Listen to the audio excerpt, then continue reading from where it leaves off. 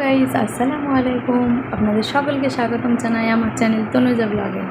তো কেমন আছেন সবাই? আশা করি সবাই ভালো আছেন। আমিও আলহামদুলিল্লাহ অনেক ভালো আছি। কিন্তু জানতে ইচ্ছা করছে, সত্যিই কি সবাই ভালো আছেন?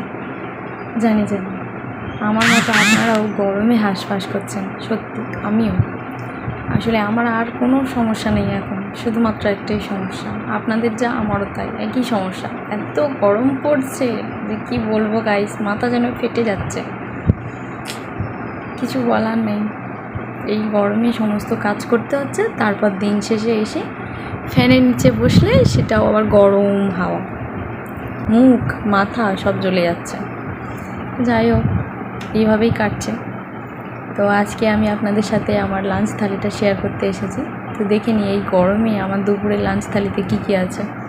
প্রথমেই দেখাই সাদা ভাত, আর এখানে আছে পটল ভাজা।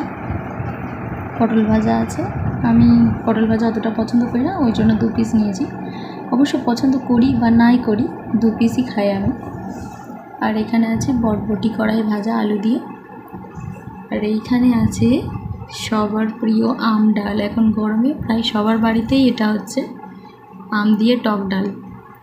আর এখানে আছে পালং শাক দিয়ে চারাপোনা মাছের ঝোল। তো এই গরমে দুপুরে আমার আজকে এটাই লাঞ্চ আছে। আর এটা তো আছে 1 গ্লাস পানি, যেটা ভাত খাওয়ার সময় লাগবেই। তো এই ছিল আজকে আমার লাঞ্চ থালি। কেমন লাগলো কমেন্টে জানাবেন। ভালো লাগলে লাইক কমেন্ট শেয়ার করে দেবেন, আর সাবস্ক্রাইব করে আমার পাশে থাকবেন। আর কে কে আমার মতো এরকম গরমেতে হালকা পাতলা এইসব রান্না খেতে পছন্দ করেন, সেটাও কমেন্টে জানাতে ভুলবেন না। তো আজকের মতো আমার ভিডিও এইটুকুই। আশা করি আপনাদের ভালো লেগেছে। তো আবার নেক্সট ভিডিওতে, ততক্ষণের মতো টাটা, বাই বাই, খুদা হাফেজ।